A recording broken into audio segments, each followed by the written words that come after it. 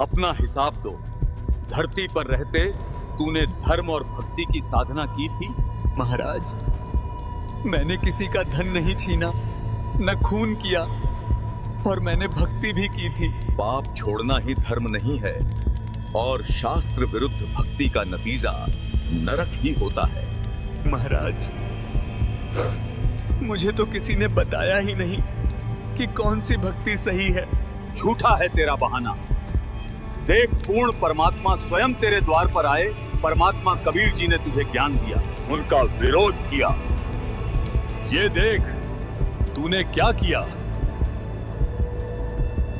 बेटा, जो तुम कर रहे हो वो गलत साधना है।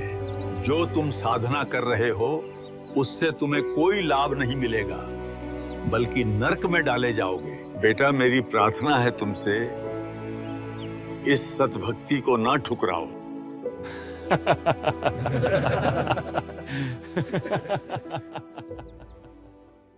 कबीर जी कोई साधारण मनुष्य नहीं, वे साक्षात पूर्ण परमात्मा है। जिसने उनका ज्ञान ठुकराया उसने स्वयं अपने लिए नरक का द्वार खोल लिया। हे दुष्ट आत्मा, तेरी कोई माफी नहीं। महाराज, एक मौका और दे दीजिए, मैं अपनी गलती सुधार लूंगा। मानव जन्म दुर्लभ है। जो इस दुर्लभ मौके को खो देता है उसे फिर मानुष जीवन नहीं मिलता। यमदूतो, इसे नरक में डाल दो। मुझे छोड़ दो, मुझे छोड़ दो।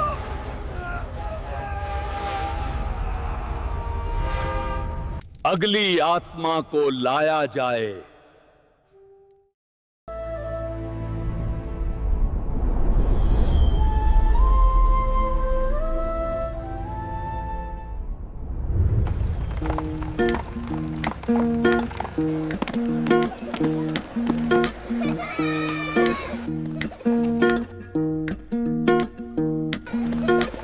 क्या तन मांझता रे एक दिन माटी में मिल जाना। क्या तन मांझता रे एक दिन माटी में मिल जाना। पवन चले उड़ जाना रे पगले, समय चूक पछताना हे समय चूक पछताना। क्या तन मांझता रे एक दिन माटी में मिल जाना। क्या तन मांझता रे एक दिन माटी में मिल जाना।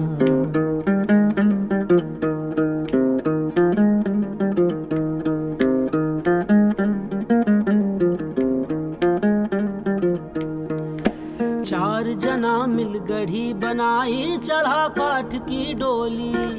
चारों तरफ से आग लगा दी, फूंक दई रे जैसे होरी। हे फूंक दई रे जैसे होरी। क्या तन मांझता रे एक दिन माटी में मिल जाना। क्या तन मांझता रे एक दिन माटी में मिल जाना।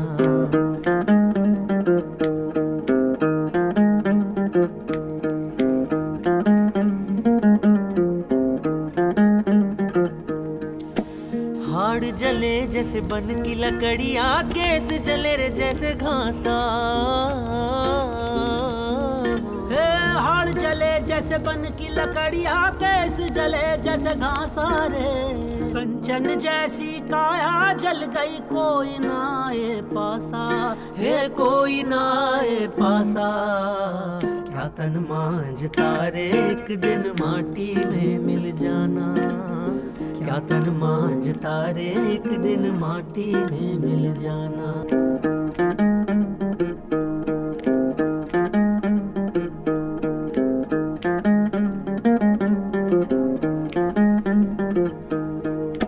तीन दिना तेरी तिरिया रोवे, तेरा दिना तेरा भाई।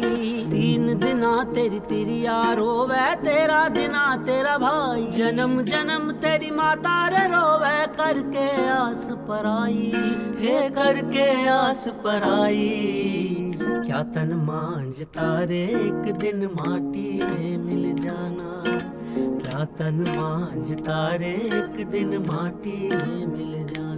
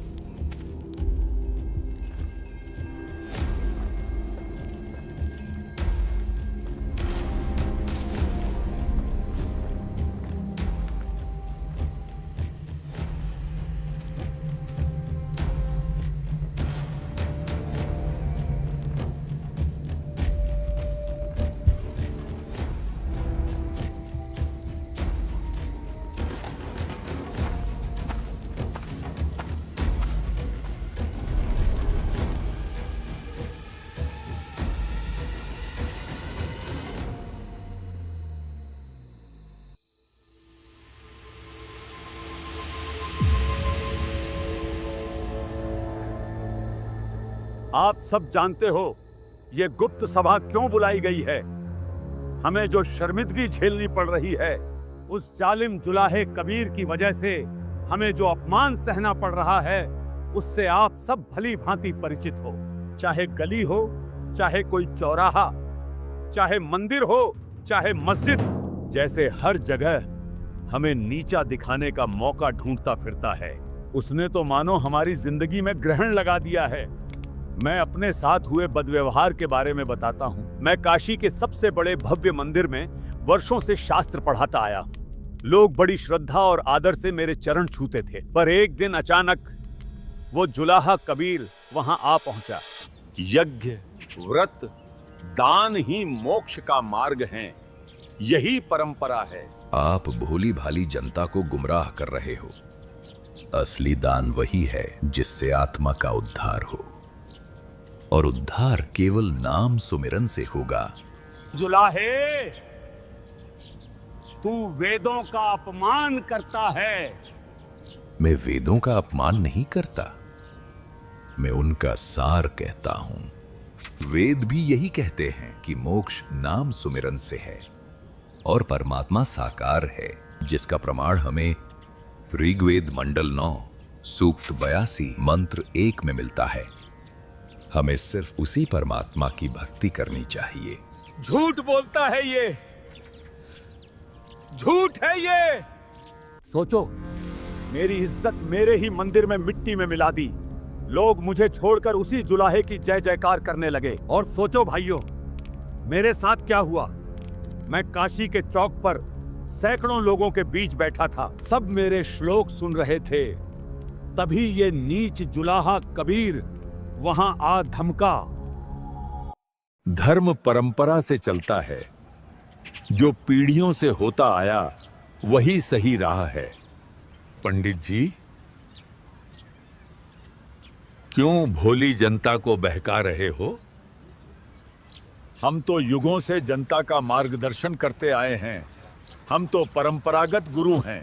कबीर, तू क्या जाने परंपराओं को।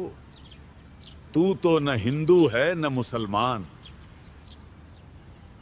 त्योहार, यात्रा, व्रत और तीर्थ स्नान, यही मोक्ष का मार्ग है।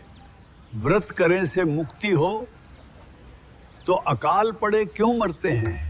तीर्थ जल में कच्छ और मच्छा जीव बहुत से रहते हैं। ये सब चीजें तो हम जैसे सच्चे गुरु ही बता सकते हैं। भाइयों, सतगुरु वही होता है जो शास्त्रों के अनुसार ज्ञान दे। व्रत करने से मुक्ति नहीं होती पंडित जी। गीता अध्याय 6 श्लोक 16 में भी लिखा है, ये साधना ना तो ज्यादा खाने वाले की, ना बिल्कुल न खाने वाले की सफल होती है। बिल्कुल न खाना मतलब व्रत रखना, अर्थात ये व्यर्थ है।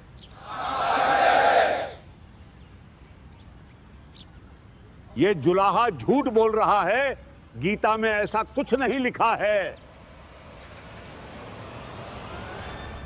ये जुलाहा मुझे चौक में नीचा दिखा गया। मेरी विद्या, मेरा मान सब मिट्टी में मिल गया। भाइयों, इस कबीर ने तो हमारा जीना हराम कर दिया है। हिंदू धर्म की जड़ें खोखली कर दी। केवल हिंदू ही नहीं, ये जुलाहा मुसलमानों को भी नहीं बख्श रहा है। सुनो मेरे साथ क्या हुआ। ये अल्लाह का घर है। जो मक्का गया, हज अदा किया, अल्लाह के लिए कुर्बानी दी, वही नेक और परहेजगार माना जाएगा। यही असल ईमान की निशानी है। मुल्ला जी, मक्का, काशी, काबा सब पत्थर हैं। यहाँ अल्लाह नहीं बसता। असली काबा तुम्हारा दिल है। अगर दिल में खुदा बस जाए तो वही हज है, वही रोजा है। अगर खुदा दिल में नहीं तो उसके लिए 1000 हज भी व्यर्थ हैं। कुर्बानी करनी है तो अपने गुनाहों की करो। नबी मोहम्मद नमस्कार है। राम रसूल कहाया, 1,80,000 को सौगंध जिन नहीं करत चलाया। रोजा बंग नमाज देई थी, बिस्मिल की नहीं बात कही थी। बेजुबान जानवरों को कत्ल करने से अल्लाह तुमसे नाराज हो जाते हैं। ये हमारी इज्जत मिटा देगा। हज व्यर्थ बता रहा है और बिस्मिल करने को गुनाह। अल्लाह के पास जन्नत में जाने का यही रास्ता है। भाइयों, ये जुलाहा तुम्हें गुमराह कर रहा है। नहीं मौलवी जी, गुमराह तो आप कर रहे हो इन भोले भाले लोगों को। इसका इल्म किसी बाखबर से पूछ देखो, वही आपको संपूर्ण जानकारी देगा। बाखबर संत ही बताएगा कि वो अल्लाह कबीर कौन है, जिसने 6 दिन में सृष्टि की रचना की और अपने निजलोक में तख्त पर जा विराजा। कबीर जी को तो सच में कुरान का गहरा इल्म है।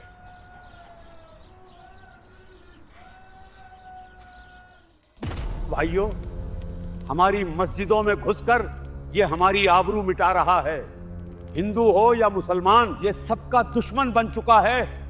ना तो इसकी हिंदुओं से राम राम है और ना ही मुसलमानों से सलाम। ये कबीर मारे से मरता नहीं, ज्ञान में हारता नहीं। अब हम करें तो करें क्या? हमारी इज्जत मिट्टी में मिल गई। लोग हमें छोड़कर उसी की जय जयकार करते हैं। बस अब बहुत हुआ। लो, हम सब यहीं आत्मदाह कर लेते हैं। जहर खाकर अपनी जान दे दें। ऐसी जिल्लत की जिंदगी जीने से अच्छा है मौत। हौसला रखो, मौत समाधान नहीं है। याद रखो, हम सबका दुश्मन एक है। अगर हम खुद ही हार मानकर जान दे देंगे तो क्या होगा? हमारा दुश्मन तो स्वतः ही जीत जाएगा। एक उपाय है। एक पीर साहब हैं, वे कबीर से उतनी ही नफरत करते हैं जितनी हम करते हैं। वही हमारी मदद करेंगे इस कबीर को रास्ते से हटाने में। अरे मुल्ला जी, जल्दी बताओ, ऐसे कौन पीर साहब हैं जो हमारी मदद कर सकते हैं? उन पीर साहब का नाम है शेख तकी। क्यों ना हम सब मिलकर सिकंदर लोदी के दरबार चलें और पीर शेख तकी जी से मुलाकात करें। आपने बिल्कुल सही कहा। यही आखिरी उम्मीद है हमारी काफिर कबीर से निजात पाने की। हाँ, सही कहा। अगर शेख तकी हमारे साथ हो जाएं तो कबीर को कोई नहीं बचा सकता।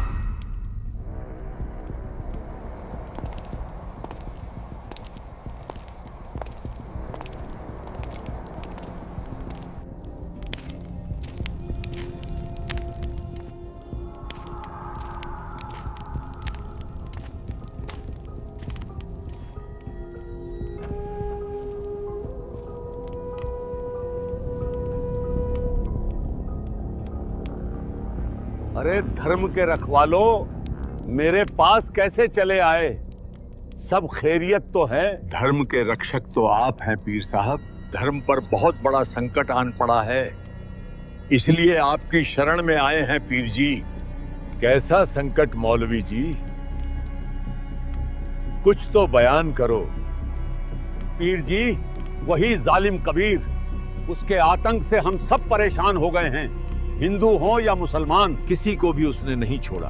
उसकी बातों से लोग मस्जिदें छोड़ रहे हैं। वो तो कहता है हज और रोजा हराम हैं। अब बताइए, इस नीच जुलाहे कबीर को और कितनी देर बर्दाश्त किया जाए? अच्छा, वो जालिम जुलाहा। भाई जालिम जुल्हे जारत लाई, ऐसा नाद बजाया है। जालिम जुल्हे जारत लाई, भाई काजी पंडित पकड़े पछाड़े, तिनको जवाब नहीं आया है। जालिम जुल्हे जारत लाई, ऐसा नाद बजाया है। जालिम जुल्हे जारत लाई, ऐसा नाद बजाया है। जालिम जुल्हे जारत लाई, 63 दर्शन सब खारिज कीने, दोनों दीन चताया है। जालिम जुल्हे जारत लाई, ऐसा नाद बजाया है। जालिम जुल्हे जारत लाई, ऐसा नाद बजाया है। जालिम जुल्हे जारत लाई। तुम सब सोचते हो मैं कबीर को नहीं जानता? मैंने इसे खत्म करने के लिए बेशुमार कोशिशें की हैं, मगर ये मरे से मरता ही नहीं। ये कोई आम इंसान नहीं, बहुत बड़ा जादूगर है। मैंने इसको गरम तेल के कढ़ाई में डलवाया,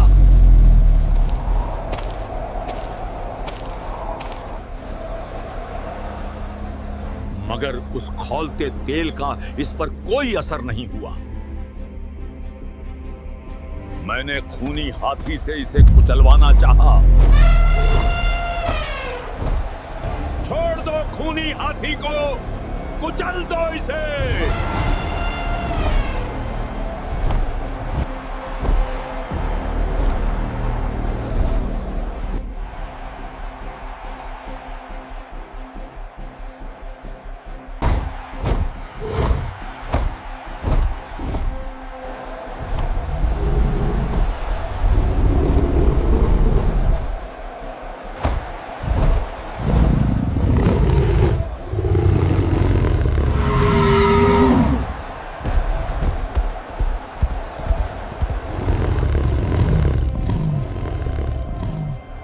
फिर से मोड़ इसे, दोबारा तोड़ा इसे उस जुलाहे पर।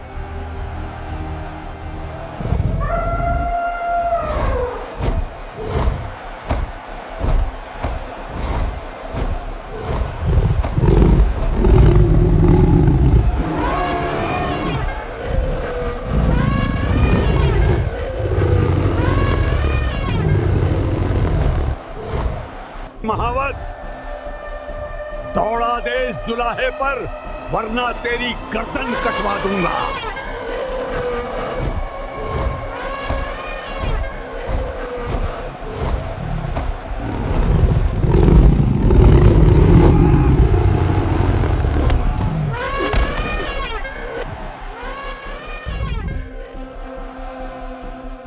जैसे ही महावत ने हाथी को कबीर परमात्मा की ओर कुचलने के लिए मोड़ा, परमात्मा ने अपनी शक्ति से एक गहरी सिंह को प्रकट किया, जो केवल उस हाथी को दिखाई दे रहा था। हाथी भयंकर सिंह को देखकर कांप उठता और भयभीत होकर मैदान छोड़कर भाग जाता है। पर जब महावत बार बार हाथी को सताने लगा, तो पूर्ण परमात्मा ने करुणा स्वरूप वो सिंह महावत को भी दिखा दिया। ना जाने हाथी और महावत ने ऐसा क्या देख लिया कि दोनों डरकर भाग गए। मैंने इसके घर गुंडे भेजे, उन्होंने इसे तलवार से मारा, लेकिन ये फिर भी नहीं मरा, और यहां तक कि इसने एक मरे हुए लड़के को जिंदा कर दिया। कबीर, अगर तू सच में अल्लाह है तो कर दे इस मुर्दे को जिंदा। वो मुर्दा नदी में बहुत दूर बह गया था। इसने अपने हाथ के इशारे से ऐसा जादू किया कि वो मुर्दा अर्थी समेत वापस आ गया और नदी किनारे आ लगा। वो एक मुर्दा था और दोबारा जीवित नहीं हो सकता था, पर इसने अपनी शब्द के जादू से उस मृत शरीर में आत्मा ही प्रवेश कर दी। हे आत्मा, कबीर हुक्म से पुनः अपने शरीर में प्रवेश कर और उठ जा। कमाल हो गया, कमाल हो गया। सब जोर जोर से इसके जयकारे लगाने लगे और कहने लगे, कमाल हो गया, कमाल हो गया। इसने उस लड़के का नाम ही कमाल रख दिया। और इससे भी बड़ी हद तो तब हुई जब इसने मेरी ही बेटी को, जो कि मृत थी और कब्र में दफन थी। हे शेख तकी की लड़की, जीवित हो।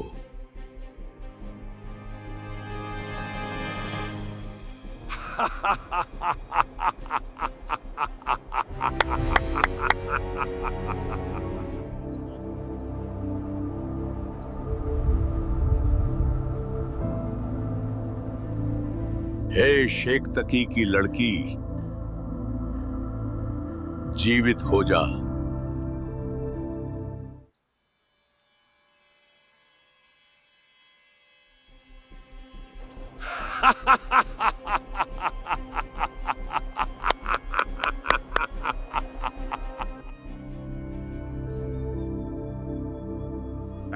थोड़ी ना मुर्दे जिंदे होते हैं, मुर्दे तो कयामत के समय जीवित होते हैं।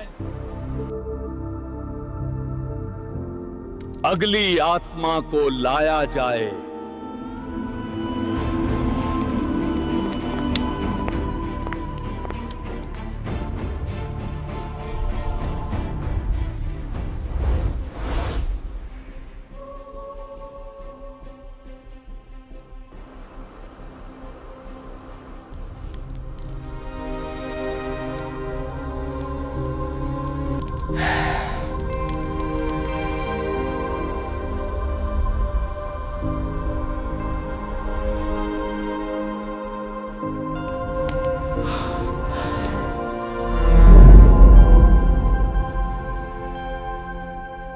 कमाली अपने पूर्व जन्म में राबिया थी, वही राबिया जिसने पूर्ण परमात्मा कबीर जी की शरण ग्रहण की थी। पर समाज की देखा देखी में उसने वो सच्ची भक्ति केवल 4 वर्ष निभाई और फिर सत भक्ति त्याग कर समाज में प्रचलित साधनाओं में लौट गई। उस सत भक्ति के कारण राबिया वाली आत्मा को लगातार 3 मनुष्य जन्म और मिले। राबिया के बाद वो बांसुरी नामक प्रसिद्ध गायिका बनी, फिर एक गणिका के रूप में जन्मी और अंततः तीसरे जन्म में उसने शेख थकी के घर बेटी रूप में जन्म लिया। जब कमाली का जीवन काल पूर्ण हुआ और उसका लेखा जोखा धर्मराज के दरबार में किया जा रहा था, तभी पूर्ण परमात्मा कबीर साहब वहां प्रकट हुए और अपने शरणागत को धर्मराज के बंधन से मुक्त करा ले गए। हे आत्मा, तू जहां कहीं भी है, कबीर हुक्म से पुनः इस शव में प्रवेश कर और जीवित हो जा। उसे भी जीवित कर दिया। सब लोगों ने जोर से कहा, कमाल हो गया, कमाल हो गया। कमाल हो गया। सभी जोर जोर से इस जुलाहे के जयकारे लगाने लगे। जीवित होते ही मेरी ही बेटी ने मुझे बाप मानने से इनकार कर दिया और इस जुलाहे को ही अल्लाह बताने लगी, इस ही को अपना असली पिता बताने लगी। इस जुलाहे ने उसका नाम रखा कमाली। ये मुर्दों तक को जीवित करने की शक्ति रखता है, रूहानी शक्तियों में इसका कोई मेल नहीं, ये हराया नहीं जा सकता। अब हम क्या करेंगे?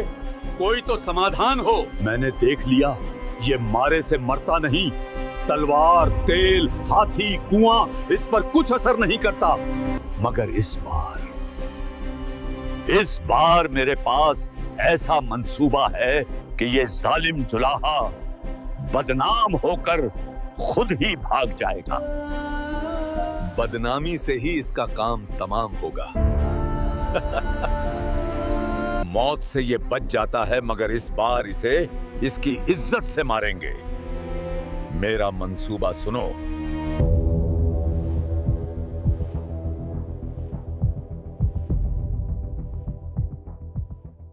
वाह पीर साहब, ना रहेगा बांस, ना बजेगी बांसुरी। बिल्कुल बदनामी से ही अब इस जालिम जुलाहे का काम तमाम होगा।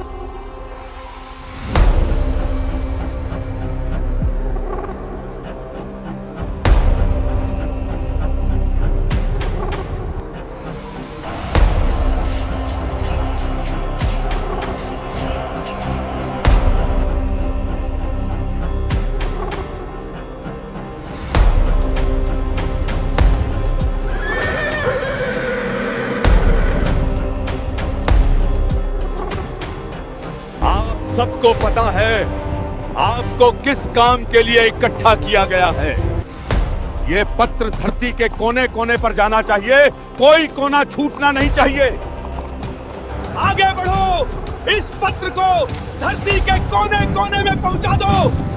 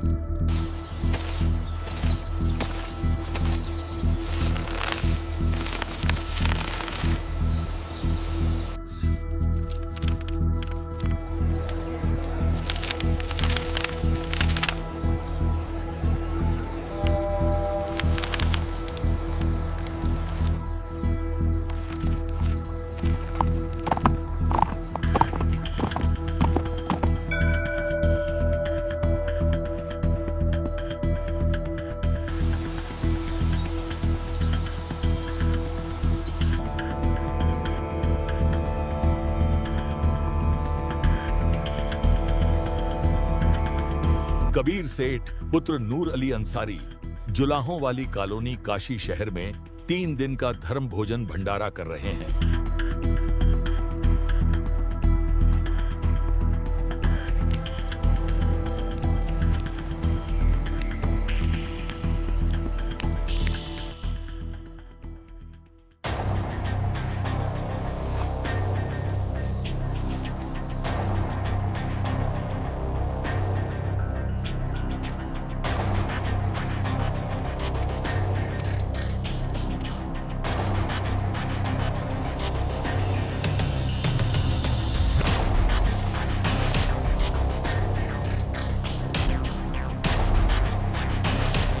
भंडारे का न्योता फैलते ही दूर दराज से साधु संत और फकीर काशी की ओर निकल पड़े। लाखों की भीड़ उमड़ने लगी और उधर कबीर साहब अपनी छोटी सी कुटिया में मानो सब कुछ देख रहे थे और मंद मंद मुस्कुरा रहे थे। हे गुरुदेव, आप थक गए होंगे, कृपया अब थोड़ी देर विश्राम कर लीजिए। रविदास जी बचपन से ही भक्ति में विशेष लगन रखते थे। जब वे कबीर साहब के संपर्क में आए तो सच्ची साधना करने लगे और समाज में फैले पाखंड का घोर विरोध करने लगे। वे कबीर साहब की वास्तविकता से भली भांति परिचित थे कि कबीर जी ही पूर्ण परमात्मा हैं। इसलिए वे अपना अधिकतर समय गुरु रूप में प्रकट हुए परमेश्वर के साथ ही बिताते थे। हे परवरदिगार, दास के लिए कोई आदेश हो तो बताइए मालिक। नहीं रविदास, अब तुम भी जाके आराम करो। जो आज्ञा गुरुदेव भगवान। रविदास जी परिस्थितियों से अनजान शांत भाव से अपनी कुटिया की ओर लौट जाते हैं। उधर अंतर्यामी पूर्ण परमात्मा कबीर साहब मंद मंद मुस्कुरा रहे हैं, मानो आने वाले षड्यंत्र को स्पष्ट देख रहे हों।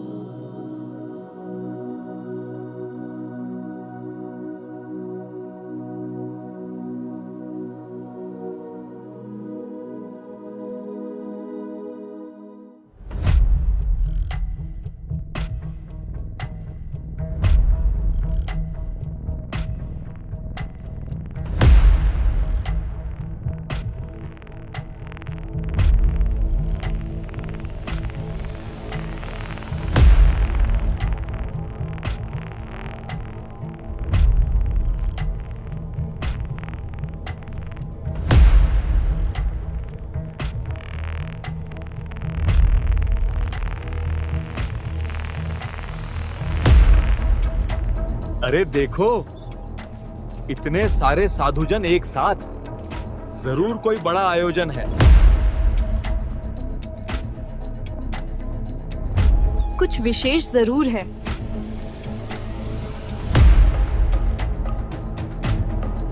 ये सब साधुजन कहाँ जा रहे होंगे?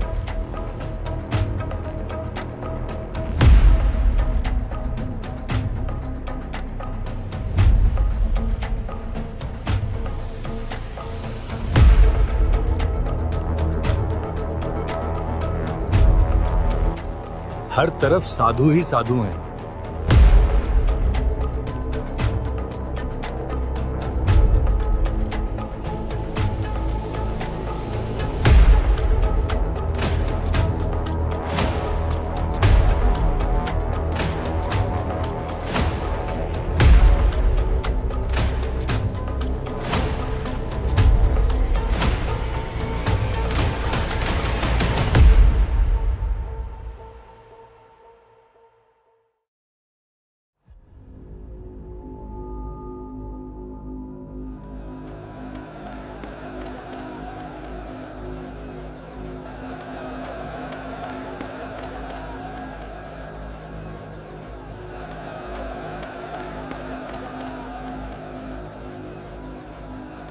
भाइयों, आज काशी में ऐसा क्या खास है कि इतनी भीड़ उमड़ आई है?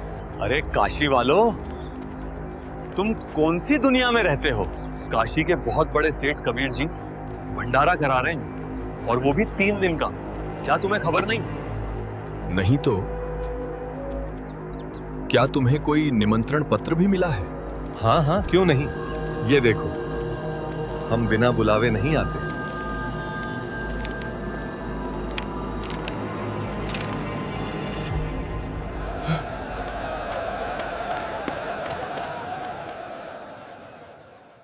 जब रविदास जी को यह ज्ञात हुआ कि किसी ने झूठे निमंत्रण पत्र बांट दिए हैं, कबीर परमात्मा के नाम पर एक नया षड्यंत्र रच दिया गया है, वो बेचैनी से भर गए। आंखों में चिंता और मन में पीड़ा लेकर वे सीधा अपने सद्गुरु पूर्ण परमात्मा कबीर साहिब जी की कुटिया की ओर दौड़ पड़ते हैं। कुटिया में पहुंचते ही रविदास जी कबीर परमात्मा को सारी बात से अवगत कराते हैं। रविदास जी, क्या बात है? आज बहुत उदास लग रहे हो। हे गुरुदेव, आप सबका भला चाहते हो और ये लोग आपका बुरा ही सोचते हैं। ऐसा क्या हुआ रविदास जी? थोड़ा स्पष्ट बताओ। हे गुरुदेव, संकट आ गया है। किसी मूर्ख ने आपके नाम से झूठी चिट्ठी बांट दी है। पर ऐसा क्या लिखा है उस चिट्ठी में रविदास? गुरुदेव, उसमें लिखा है कि काशी के सेठ नीरू पुत्र कबीर 3 दिन का भंडारा करवा रहे हैं। सेठ कबीर जी प्रतिदिन भोजन करने वाले को प्रत्येक बार एक दोहर, एक स्वर्ण मोहर और सूखा सीधा भी दान करेंगे। भोजन में सभी प्रकार के मिष्ठान व व्यंजन परोसे जाएंगे। हे गुरुदेव, ये सब आपके खिलाफ भयानक षड्यंत्र है। रविदास, मैं इन सबका भला चाहता हूं, पर ये मुझे अपना दुश्मन मानते हैं। मैं इन्हें इस काल लोक से मुक्ति देना चाहता हूं, और ये मुझे ही मारने दौड़ते हैं। रोज रोज के इन षड्यंत्रों से मैं अब थक चुका हूं। रविदास, दरवाजा बंद कर दो और अंदर से साकली लगा दो। चाहे कोई कितना भी दरवाजा पीटे, खोलना मत। वे अपने आप थक हार कर वापस लौट जाएंगे। आज रात्रि होते ही मैं अपने वृद्ध माता पिता को लेकर इस नगर को छोड़ दूंगा, जिसकी हमने शरण ली है। रविदास, अब हमारी रक्षा भी वही करेगा इस भारी संकट से। जो सबका मालिक है, उसी को याद करो रविदास।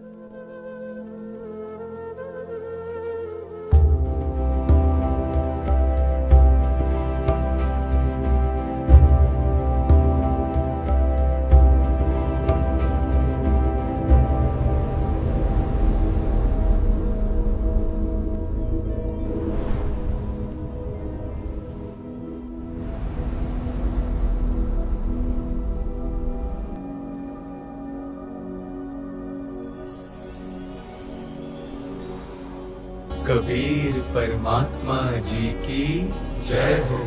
हे पूर्ण परमेश्वर, आपका संदेश मिला। आपके आदेशानुसार असंख्य सेवक तैयार कर दिए गए हैं। वो लोग तो खाकी और कंजूस हैं, जहां समय पर भोजन भी नहीं मिलता। ले जाइए दाता, जितने चाहिए। परमात्मा का आदेश मिलते ही असंख्य बैल तैयार हुए, जिनके ऊपर मोहक भोजन रख दिया गया था। कबीर परमेश्वर ने उन असंख्य बैलों में से केवल 9 लाख ही अपने साथ लिए।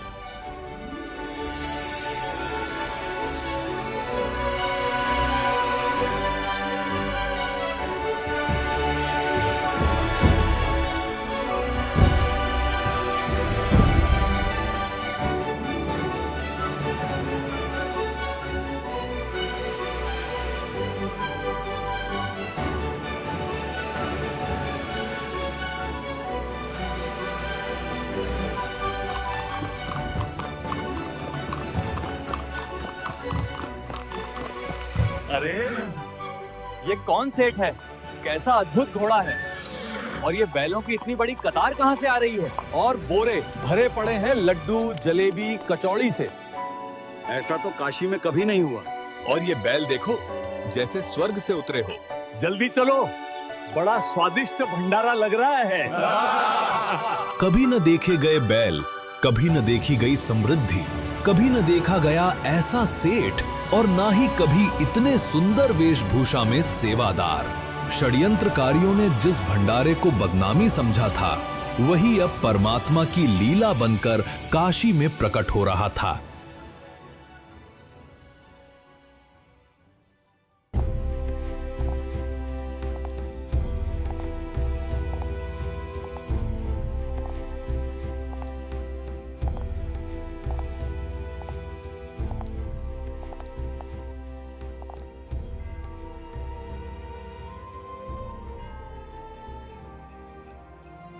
सिकंदर लोदी, जिसकी सत्ता लगभग पूरे भारतवर्ष पर थी, उसके शासनकाल में पाकिस्तान, बलूचिस्तान, ईरान, इराक तक उसकी पहुंच मानी जाती थी।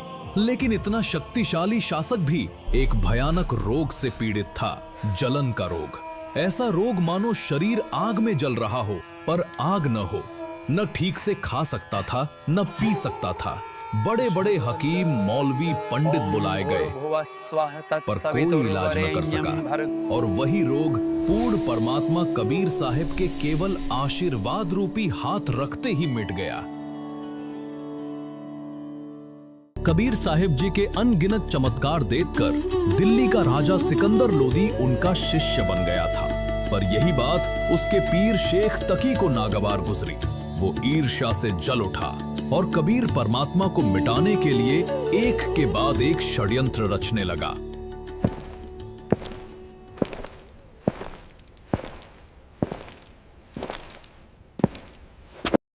आइए पीर जी, कैसे आना हुआ? महाराज, क्या आपको मालूम नहीं, आपके गुरुदेव काशी में बहुत बड़ा भंडारा कर रहे हैं। आपके नाम भी चिट्ठी आई है। क्या आप वहां नहीं जाएंगे महाराज? क्यों नहीं? मेरे गुरुदेव भंडारा करें और मैं न जाऊं, ये कैसे हो सकता है? सैनिकों, हमारी यात्रा की तैयारी करो।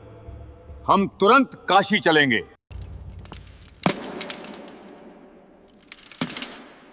राजा सिकंदर लोदी अपने हाथियों और सेना के साथ काशी की ओर रवाना हुआ और शेख तकी, षड्यंत्र का सूत्रधार, उसके पीछे पीछे चला।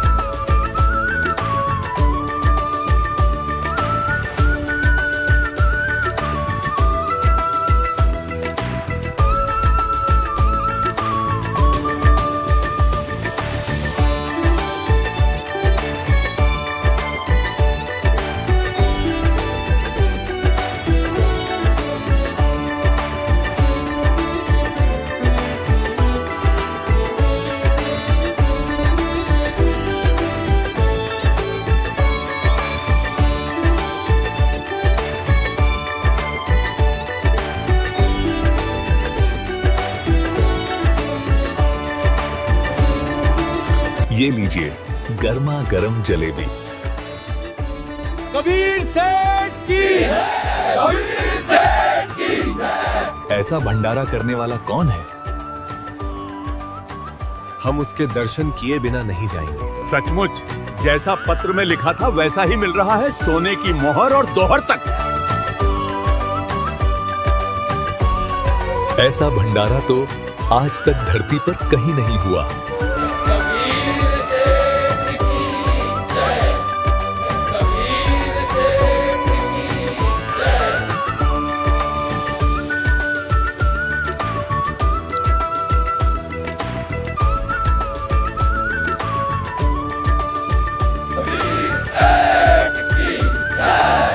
हे अल्लाह,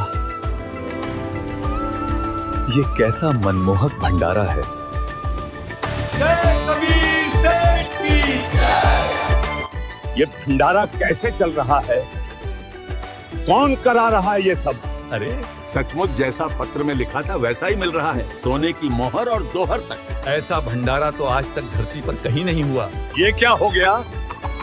वो गरीब जुलाहा जिसे 2 वक्त की रोटी नसीब नहीं होती, वो इतना बड़ा भंडारा कैसे करा सकता है?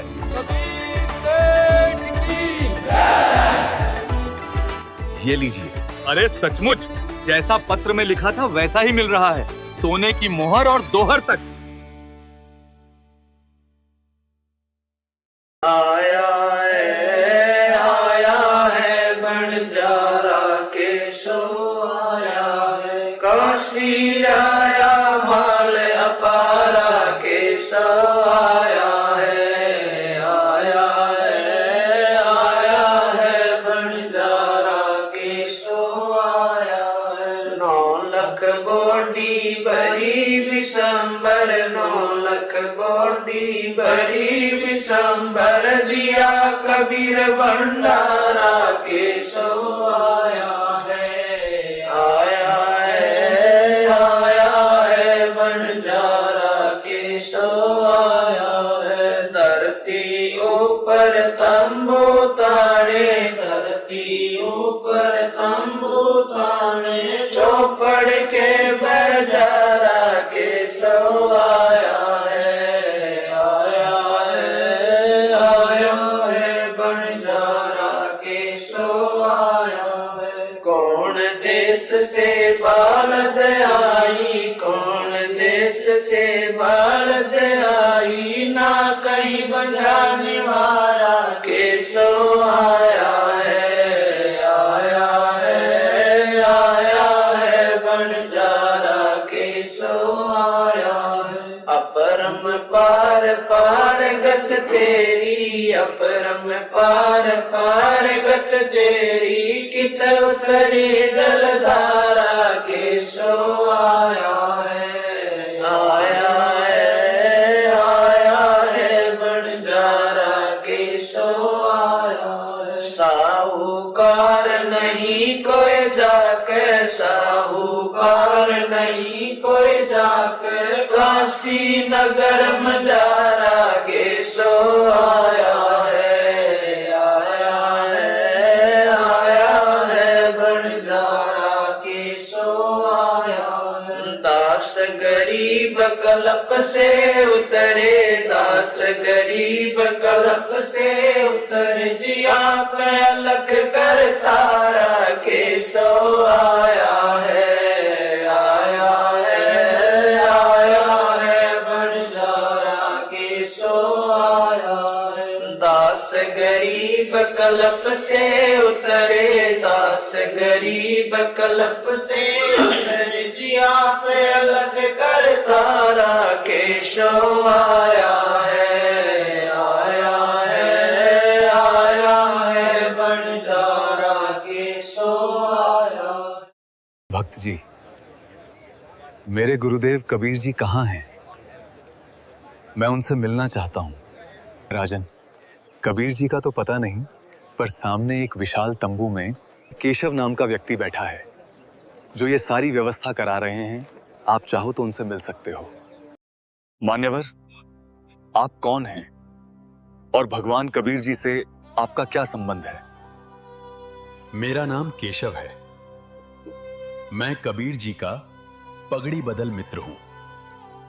उनका संदेशा आया था, एक छोटा सा भंडारा करना है। तो दास उनकी सेवा में हाजिर है। छोटा सा भंडारा, 18 लाख आदमी यहां भोजन कर रहे हैं और ये इसे छोटा कहता है। हाँ? परंतु कबीर जी स्वयं क्यों नहीं आए? राजन, जब उनकी मौज होगी वे स्वयं पधारेंगे।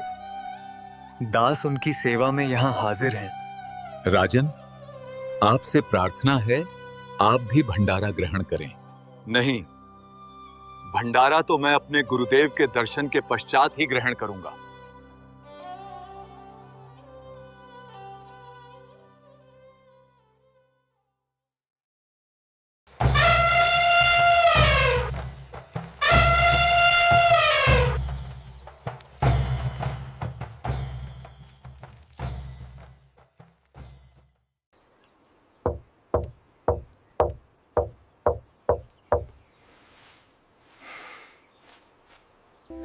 हे गुरुदेव, लगता है ये लोग आपको ढूंढते ढूंढते यहां तक भी आ पहुंचे।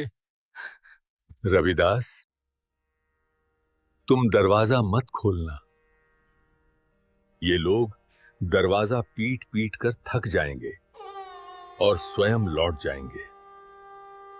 दरवाजा खोलिए गुरुदेव, आपका दास सिकंदर लोधी आया है। राजन, मैं बहुत दुखी हो चुका हूं। किसी ने मेरे नाम से झूठी चिट्ठी बांट दी है। मैं तो एक गरीब जुलाहा हूं, पूरे दिन जुलाहे का काम करता हूं। ताना बुनता हूं, तब जाकर मुझे 2 वक्त की रोटी भी मुश्किल से नसीब होती है। मैं कहां से भंडारा कराऊंगा?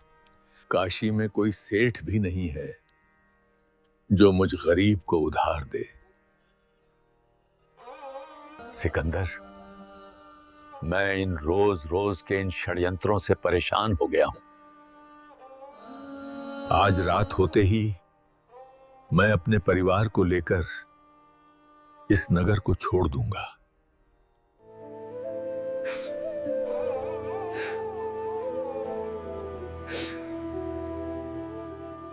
हे अल्लाह, आप अपने इस दास को भ्रमित नहीं कर सकते।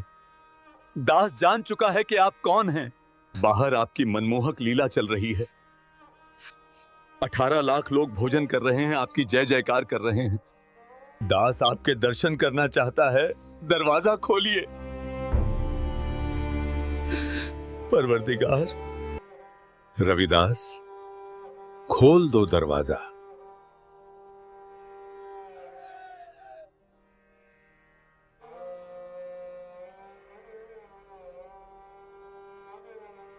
गुरुदेव, मेरे परवरदिगार, आप ही अल्लाह, आप ही मालिक हैं। हे परवरदिगार, मुझ दास के साथ भंडारे में चलिए। सब आपका इंतजार कर रहे हैं, आपके दर्शनों के लिए ललायत हैं मेरे मालिक। दिल्ली के बादशाह सिकंदर लोदी के आग्रह पर पूर्ण परमात्मा कबीर साहिब अपनी कुटिया से भंडारे के लिए चल पड़ते हैं। जैसे ही कबीर परमात्मा अपनी कुटिया से प्रस्थान करते हैं, आकाश से एक सुंदर मुकुट उतरता है जो उनके शीश पर स्वयं आविराजता है। उसी क्षण आकाश से फूलों की वर्षा होने लगती है। दिल्ली का राजा सिकंदर लोदी अपने गुरुदेव कबीर परमात्मा को शाही हाथी पर बिठाता है और श्रद्धा से उनके ऊपर चमर सेवा करता हुआ भंडारे की ओर प्रस्थान करता है। जब कबीर परमात्मा उस दिव्य भंडारे के समीप पहुंचते हैं तो वहां उपस्थित असंख्य साधु संत उत्साह और भक्ति में डूबकर जयकारे लगाने लगते हैं।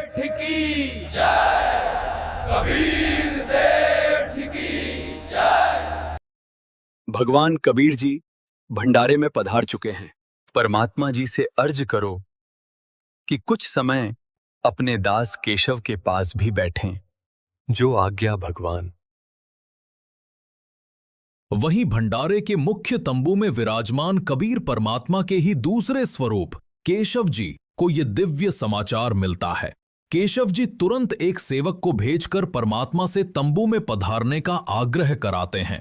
जैसे ही कबीर परमात्मा तंबू में प्रवेश करते हैं, आकाश से एक अद्भुत स्वर्णमय सिंहासन उतरता है।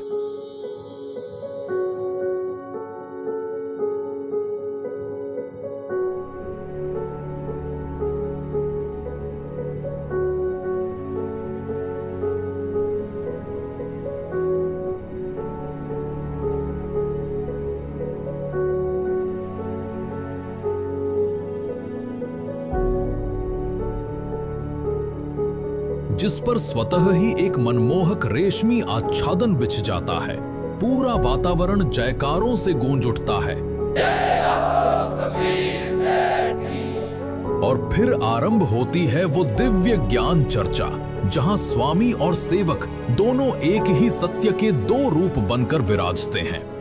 हे परमपिता, सारी सृष्टि के सृजनहार, आप इस गंदे लोक में क्यों आ गए? हे परमात्मा, आपने इस जीव लोक के लिए वो हंसलोक सतलोक क्यों छोड़ दिया? सतलोक में दूध की नदियां बहती हैं, अविनाशी बाग हैं, गगन में दिव्य फव्वारे झरते हैं। वो सब छोड़कर आप यहां क्यों आए, इस जीव लोक में? यहां तो झूठ है, कपट है, छल है, द्वेष है। आप इनके भले की सोचते हो, पर ये आप ही के लिए बुरा सोचते हैं। आपके लिए रोज षड्यंत्र रचते हैं, फिर भी आप इनके बीच रहते हो। हे सृजनहार, आप ये सब कैसे सहते हो? यहां सतलोक जैसा कुछ भी नहीं है। ना गगन में फव्वारे हैं, ना ही अविनाशी बाग, ना दूध की नदियां हैं, ना ही आनंदमयी छटा। ना तो यहां नूर के नगर हैं, ना ही हीरे पन्ने जड़े हुए पहाड़। इस जीव लोक का हाल देखकर मेरा मन चिंता से व्याकुल हो उठा है। यहां तो एक पल भी बिताना मुश्किल है। मैं तो पागल जैसा हो रहा हूं। पर आप इन जीवों के बीच ही रह रहे हो, ऐसी घृणित स्थिति में, वो भी इनके ही भले के लिए। धन्य है परमात्मा आप। इन दुष्ट प्राणियों और इनके इस गंदे लोक को क्यों नहीं त्याग देते, क्यों नहीं छोड़ देते? मेरी अरज है मालिक, अपने उस अमर लोक सतलोक में लौट चलिए। सुनो केशव, अब मैं तुम्हें वास्तविक बात बताता हूं। केशव, मेरा प्रवेश सर्वलोकों में है और मैं सभी लोगों का धारण पोषण करता हूं। जैसे चुंबक में लोहे को अपनी ओर खींचने की शक्ति होती है, पर यदि लोहे में जंग लग जाए तो चुंबक भी उसे खींच नहीं पाता। वैसे ही जब आत्मा पर पाप की परत चढ़ जाती है तो उसका मेल परमात्मा से नहीं हो पाता। पाप के कारण आत्मा परमात्मा से दूर हो जाती है। हे केशव, सर्वप्रथम मैं इन जीवों को ऐसा मंत्र दूंगा जिससे इनके पाप का नाश होगा और फिर मैं इन्हें अपने साथ वैसे ही जोड़ लूंगा जैसे चुंबक जंग रहित लोहे को अपने साथ जोड़ लेती है, और फिर इन्हें अपने साथ वापस सतलोक ले जाऊंगा। हे परमात्मा, आप इनसे भक्ति कराना चाहते हैं, पर सोचिए ये कैसे आपका नाम जपेंगे इस नरक रूपी हाड़ चाम के शरीर में? इनके भीतर कैसे भक्ति का भाव उत्पन्न होगा? इस अशुद्ध देह में वास्तव में ये शरीर तो नरक का पात्र है। इनके शरीर में गंदगी भरी पड़ी है, खून, पेशाब, बिष्टा सब भीतर लिए घूमते हैं। फिर भी ये जीव घमंड और अहंकार लेकर चलते हैं। इस जीवलोक की धरती ऐसी है कि यहां तो एक कदम रखने पर भी दंड लगता है, पाप लगता है। कितने सूक्ष्म जीव तो पैरों तले कुचलकर मर जाते हैं। फिर भी ये जीव अपने पापों से अनजान अहंकार में जीते हैं। ये मनुष्य तो बहुत ही गंदे हैं, हमेशा झगड़ा करने को उतारू रहते हैं। यम हमेशा इनके सिर पे बैठा है, फिर भी दिन रात व्यर्थ में मगन होकर घूमते हैं। मौत हर घड़ी इन्हें घेरती है, फिर भी इन्हें घमंड है, अभिमान है। ये जीव तो आपके साथ बुरा करने में कोई कसर नहीं छोड़ते, और आप फिर भी इनका भला चाहते हो। हे परमात्मा, मैंने आप जैसा साधु कहीं नहीं देखा, ना ही आप जैसा परमार्थी। मेरी अर्ज है मालिक, अपने उस अमर लोक सतलोक में लौट चलिए। केशव, तुमने पूछा था कि इस हाड़ चाम के शरीर में जो गंदगी से भरा है, इसमें भक्ति कैसे पनपेगी? तो सुनो, जिस प्रकार इस ही हाड़ चाम के शरीर में रक्त और मांस के बीच भी अमृत स्वरूप दूध उत्पन्न होता है, वैसे ही इस शरीर में भक्ति भी पनपेगी। वो भक्ति सिर्फ मेरे द्वारा दिए गए मंत्र से बनेगी, और वही मंत्र जीवों को इस काल लोक से छुड़ाकर परम लोक सतलोक तक पहुंचाएगा। केशव, मैं हर युग में आता हूं, सतयुग में सत सुकृत नाम से, त्रेता में मुनिंदर नाम से, द्वापर में करुणामयी नाम से, और कलयुग में अपने वास्तविक नाम कबीर नाम से। इसके अतिरिक्त भी मैं साधारण साधु संत की भूमिका निभाकर जीवों को सतभक्ति का ज्ञान देने की कोशिश करता हूं, पर ये जीव ये एक नहीं समझते, ना मेरा ज्ञान सुनना चाहते हैं, बल्कि मेरी बात को न समझकर मुझे ही मारने दौड़ते हैं। हे केशव, मैं अलग अलग भेष धरकर कभी जिंदा महात्मा, कभी साधु, तो कभी फकीर बनकर घर घर गया। इन सभी जीवों ने काल द्वारा फैलाया हुआ अज्ञान इतना अधिक सुना है कि मेरे द्वारा दिया गया सद्ज्ञान इन्हें कड़वा लगता है। जैसे जैसे जीव इस सद्ज्ञान को समझने और स्वीकारने लगता है, मैं उसे वास्तविक मंत्र देता हूं और इस काल लोक से मुक्त करा देता हूं। इसलिए मैं बंधनों से मुक्त कराने वाला बंदी छोड़ भी कहलाता हूं। केशव और परमात्मा की ये चर्चा 8 पहर तक चली। ये ऐसा चमत्कार था कि मैदान में उपस्थित प्रत्येक व्यक्ति इस चर्चा को सुन पा रहा था। कबीर साहेब की जय, केशव सेठ की जय। परमात्मा के सत्संग को सुनकर लाखों व्यक्तियों ने नाम लिया और उनकी जय जयकार की। पर कहते हैं ना, दुष्ट ना छोड़े दुष्टता।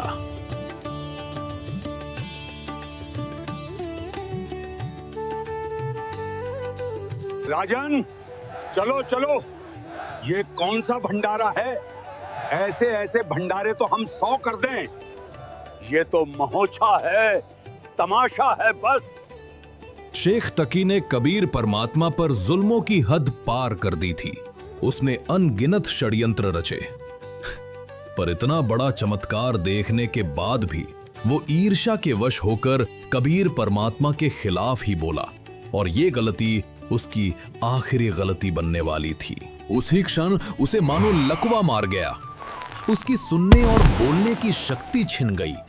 वह गूंगा बहरा हो गया। सिमटे भेक इकट्ठा हुआ काजी पंडित माही, गरीबदास चट्ठा फिरा जम्बूदीप सब ठाई। मसलत करीब में लाप से जीवन जन्म कछु नाही, गरीबदास मेला सही बेक सिमटे ताही। सेतु बंद रामेश्वरम द्वारका गढ़ गिरनारी, गरीबदास मुल्तान मग ये आए भेख अपार। हरिद्वार बद्री विनोद गंगा और केदार, गरीबदास पूरब सजे ना कुछ किया विचार। 18 लाख दफ्तर चढ़े अस्तल बंद मुकाम, गरीबदास अनाथ जीव और कहते उस धाम। बेख देख रविदास जी गए कबीरा पास, गरीबदास रैदास कहे छूटा काशी बास। लाए तार लौलीन होए रूप विहंगम माही, गरीबदास जुल्हा गया वो अगमपुरी नज ठाही। जहाँ बॉडी असंख्य सूर्य बंजारे और बैल, गरीबदास अगमपुरी हुई काशी कुसेल। जर्द श्वेत और हरे नग बॉडी भरी अनंत, गरीबदास ऐसे कहा लो कबीर भगवंत। अनंत कोट बालद सजी तास लई 9 लाख, गरीबदास के 100 कला एक पलकपुर जाके। ओ खाखी खंजू से पूरे अंजल का अधिकार, गरीबदास ऐसे कहा सुन तू सिरजनहार। जहाँ कल्प ऐसी करी चौपड़ के बाजार, गरीबदास तंबू तने वहाँ पचरंग झंडे सारे। खुला भंडारा गैब का बिन चिट्ठी बिन नामे, गरीबदास मुक्ता तुले धन के 100 बलि जाऊं मैं। जिन्ने जनवा तुल हैं बूरा घरत और दाल, गरीबदास आटे अटक ये लेवे मुक्ता माल। कस्तूरी पान मिठाइयाँ लड्डू जलेबी चंगेर, गरीबदास नुक्ती ने रखे जैसे भंडारी कुबेर। बिना पकाया पक रहा उतरे अरस खमीरी, गरीबदास मेला शुरू हुआ जय जय होत कबीर। सकल संप्रदा तृप्ति 3 दिन जोनार, गरीबदास सठ दर्शनम सीधे गंज अपार। शाह सिकंदर को सोनी धन कबीर बलि जाऊं मैं, गरीबदास मेले चलो मम हृदय दर पाऊं। कहे कबीर सुन साहा तू ये भेख बिगाड़ा काम, गरीबदास कैसे चलूं मो गठरी नहीं दाम है। नहीं काशी में साह कोए मोहे उधारा देत, गरीबदास ताना तनु जब कुणबे की सुध लेत। मैं आधीन निकट हूँ उदर बर मोहे, गरीबदास माता दुखी और मोमन है छोए। एक कबीर तुम अल्लाह हो पलक बीच परवाह, गरीबदास कर जोड़ कर ऐसे कहता सा। तुम दयाल दरवेश हो धर आए नर रूप, गरीबदास ऐसे कहे सहा सिकंदर भूप। उठे कबीर कर्म किया बरसे फूल आकाश, गरीबदास मेले चले वह चोर करत रविदास। 3 एक चंडोले में रैदास शाह कबीर, गरीबदास चौरा करे वो बादशाह बलबीर। मुकुट मनोहर बांध कर चढ़े फील कबीर, गरीबदास उस पूरी में कोई न धर है धीर। के सो चले कबीर पर कबीर कष्ट क्यों कीन, गरीबदास हाथी चढ़े ये मेला देखन 3। चौपड़ के बाजार फिर आए के सो पास, गरीबदास कुर्बान गति अब क्या क्या कहूँ बिलास। पाट पटंबर बिछ गए वहाँ ऊपर हीरे लाल, गरीबदास साहब धड़ी बोला ये मुक्ता माल। केसो और कबीर का तंबू माहे मिलाप, गरीबदास 8 पैर लगे गोष्ठी निजगर गाप। केसो कह कबीर से ये पूछे बाता बीने, गरीबदास क्यों उतरे ऐसे मुल्क मलीने। खान पान की इच्छ जित नहीं अदर बिमाने, गरीबदास यो लोक जीवे छाड़ा मुल्क अमाने। झूठ कपट इस लोक में पाप पुण्य व्यवहार, गरीबदास के सो कहे ये कैसे रेन तुम्हारे। नहीं अदर सरवरता हाँ नहीं अदर कोई बाग, गरीबदास के सो कहे क्यों नहीं देते त्याग। नहीं फुहारे गगन में नहीं मानसी गंग, गरीबदास जग देखे कर हमरा चित मन भंग। नहीं नगर है नूर के नहीं बगर तिस हीर, गरीबदास के सो कहे तुम क्यों कर रहो कबीर। धन कबीर कुर्बाने जा ऐसी रेन तुम्हारे, गरीबदास के सो कहे इसने छोड़ गीत संसार। धन कबीर कुर्बाने जा तेरे पल पल चरण जुहारे, गरीबदास तय क्यों तजे वो सुंदर फल आहार। सतलोक के या पौमी है छार की या मुर्द परोसी पिंड, गरीबदास के सो कहे या चरण धरे सिर डंडे। नरक भरे तिस उदर में ये रुद्र बरी सब दे, गरीबदास के सो कहे या मुनसो मुख खे। राम नाम कैसे फूरे ये नरक नगीन शरीर, गरीबदास के सो कहे विलंबे कहाँ कबीर। हाड चाम के नाक हैं ये हाड चाम का मुख, गरीबदास के सो कहे तज कबीर यो रुख। राम नाम कैसे फूरे ये नरक नगीन शरीर, गरीबदास के सो कहे विलंबे कहाँ कबीर।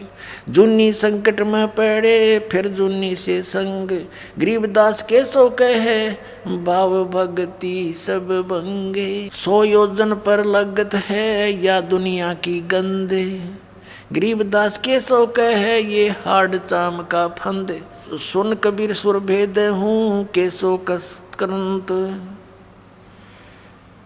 गरीबदास गंदे मनुष्य ये झगड़ा आन करंते। बिष्टा जिनके उदर में ये मगन फिरे दिन रात, गरीबदास के सो कहे जिन सिर जम की घात। अजब अहंकारी मनुष्य हैं सुन कबीर मम ज्ञान, गरीबदास के सो कहे इन कैसा ज्ञान और ध्यान। सुन कबीर मन भावने तुम्हारी बात अगाध, गरीबदास के सो कहे तुमसे तुम ही साध। सुन के सो अब बंद ना कहे कबीर संदेश, गरीबदास सर्वलोक में है हमरा प्रवेश। हम अमान अवगत पूरे से चुंबक जो चमकार, गरीबदास लोहा फेरे हमरे अदर आधार। हाड चाम की देह में दूध रतन सरबंत, गरीबदास घट पेंडे में ऐसे है भगवंत। थन दूधी को पाड़ के जय कोई देखे दूध, गरीबदास उस घट पेंड में हाड चाम और गूदी। योग सत्तर हमें ज्ञान दिया जीवन समझा एक, गरीबदास घर घर फिरे ये दरे कबीरा बेख। 70 युग सेवन किए किने न बूझी बात, गरीबदास मैं समझावत हूँ ये मोहे लगावे लात। स्वर्ग मृत्यु पाताल में हम बैठे कई बार, गरीबदास धर घर घर से जा मार मार के मारे। कल्प कोट युग बीतिया हम आए तिस बेर, गरीबदास के सो सुनो देन भक्ति की टेर। हमारी जात अपूरे भी पूर्व रेन हमारे, गरीबदास कैसे जुड़े इस पश्चिम के कातारे। हम हैं पूर्व ठेठ के ये उत्तरे अवगट घाट, गरीबदास जीव दक्षिण के यो ना मिलती साठ। अनंत कोट बाजी जहाँ रचे सकल ब्रह्मंडी, गरीबदास मैं क्या करूं यो काल कर जीव खंडी। तो कहते हैं कोई कहे जग जोनार करी, कोई कहे महोछा, बड़े बड़ाई करा कर यो गाड़ी काटे ओछा। 3 दिन का भंडारा पूर्ण हुआ। जिस झूठी चिट्ठी से षड्यंत्र रचा गया था उसी को पूर्ण परमात्मा कबीर साहब ने सत्य कर दिखाया। जैसा उसमें लिखा था वैसा ही हुआ। प्रत्येक साधु संत को मोहक भोजन मिला। हर थाल में स्वादिष्ट व्यंजन परोसे गए और भोजन के साथ सबको मिला एक दोहर, एक अशर्फी और सूखा सीधा। सभी जन तृप्त हुए, संतोष और आनंद से भर गए। कबीर भगवान की। ये था वो दिव्य क्षण जब बदनामी की चाल परमात्मा की लीला बन गई। कहते हैं केवल पूर्ण परमात्मा ही असंभव को संभव बना सकता है। जो कभी घट नहीं सकता उसे घटा देता है। काशी के इस भंडारे में भी ऐसा ही चमत्कार हुआ। जो होना असंभव था उसे पूर्ण परमात्मा कबीर साहब ने कर दिखाया। इतना मनमोहक और दिव्य भंडारा कि उसने इतिहास रच दिया। एक ऐसी घटना जिसे सदियों तक श्रद्धा से याद किया जाएगा।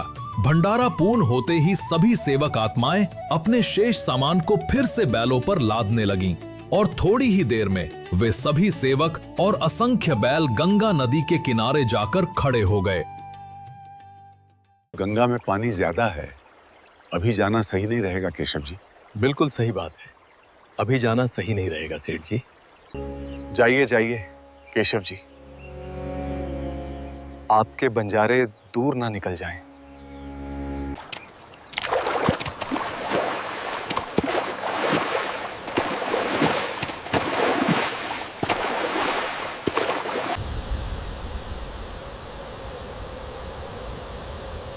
ये क्या, कहां गए बंजारे, कहां गए बैल? राजन, जहां से आए थे वहीं चले गए।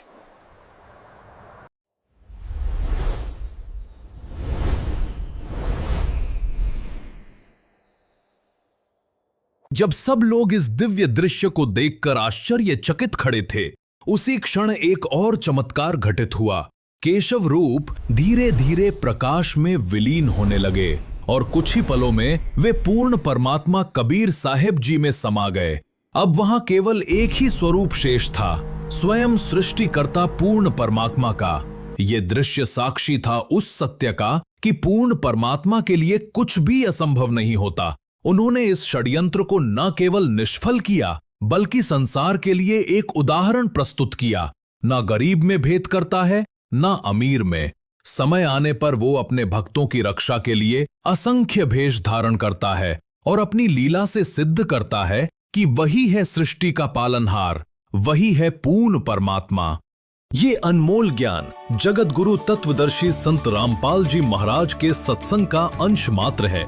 संपूर्ण आध्यात्मिक ज्ञान के लिए सुनिए संत रामपाल जी महाराज के मंगल प्रवचन।